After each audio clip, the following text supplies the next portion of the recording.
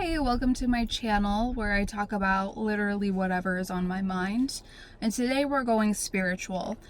I went to church a couple weeks ago. Off and on I will go to church in my neighborhood. It's a church that I've gone to since I was a teenager, a Christian church.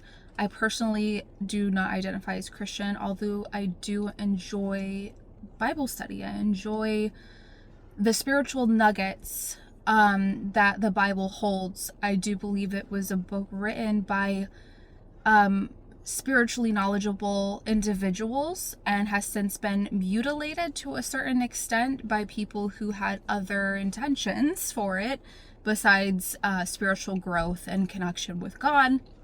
But those truths are still in there, and you can feel when you read one, when you come across one when reading the Bible. So I do enjoy it. And I also really respect the pastor there.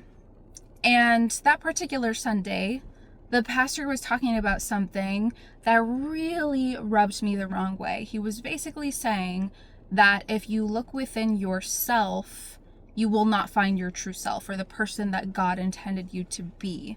You will not find God. That when you look within yourself, what you do find is all of these egotistical desires. The desire to be wealthy, the desire to be famous, the desire to be liked by everybody, those kinds of things. And I wholeheartedly disagree with this. And it got me to thinking about how dangerous it is to join a church or a religious group or a spiritual group, anything of that nature, expecting that you can simply learn from those people alone. That they will be able to feed you spiritual knowledge that is actually true and not ever misguided or misinterpreted. Because personally, in my experience in my life, I've had to look deep within to find truth. I've had to look deep within to find the person that I know that I was meant to be. If you're looking within and you're not finding yourself and you are not finding God, I will tell you right now, you are not looking deep enough. Why would God, who is the creator of all things, who came before anything else, who was the only thing in existence before creating other things, how would God create us if we were not infused with the essence of God? What would God make us out of if not out of God's self? Because there was nothing else. Anyways, that's a topic for another day. Today's topic is how important it is to actually do the work and go on your own investigative journey of truth. Investigative journey of understanding the actual essence of reality, the essence of the energy that is life, that you are made of. And therefore understanding God and understanding yourself. You cannot outsource this to a pastor or a spiritual leader or an influencer on Instagram who has hundreds of thousands of followers, who's everyone seems to think it has the answers. You can't do it. You have to do it yourself. You have to leave no stone unturned. You have to experiment with ideas and apply them to your own life and experiences logically in order to actually find what sticks. And even then, you're not going to know everything. You're not going to be right about everything. So you'll also at the same time have to accept that at any given moment, you will be blind to lots of things. You will be wrong about things. So not only do you have to do your own investigating and your own experimenting, you also have to have actual, real faith. And what that means is having faith in existence itself, which means you will have the answers that you need in that moment. You may not have all the answers.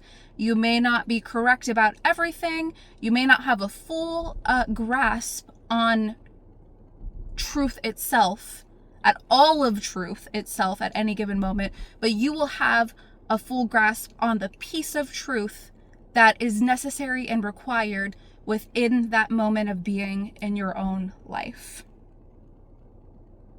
That is true faith in God. And that's why I say you have to have faith in existence instead of faith in God, because it's highly likely that your concept of God has been built on flawed interpretations that you've been fed by outside sources, other people, the church, just things you've picked up out in the world that aren't necessarily true. So how do you have this faith in existence? How do you experience this? One way is meditation. Meditation is the embodiment of this faith. Meditation means unclothing yourself of all the concepts that you've put on throughout your life about who you are, about what you are, about what reality is, about what reality is made of, about what God is, about what comes before you, what comes after you, what came before your life on this earth, what comes after your life on this earth, etc. It is enclothing yourself of all of those things and immersing yourself in the actual essence of energy that is life. That is the unwavering truth, the constant truth that is always there. That is existence. And answers are found there energetically when you meditate. And meditation doesn't always have to mean sitting there with your eyes closed, listening to binaural beats and, humming or whatever it is that people do when they meditate. There are so many different forms of meditation. So you have to explore. You have to do the work. You have to experiment. You have to take the time to find those things for yourself, to find what works for yourself. But when you do, if you don't give up, you will find your answers there energetically. These answers are often not things that could even be communicated through words to other people, hence why it is very difficult to find truth when simply just learning from a church or learning from a spiritual group,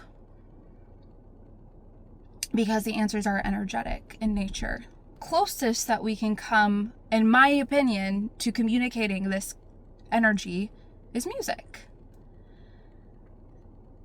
So maybe start there. That's it. That's everything that I wanted to say. Bye.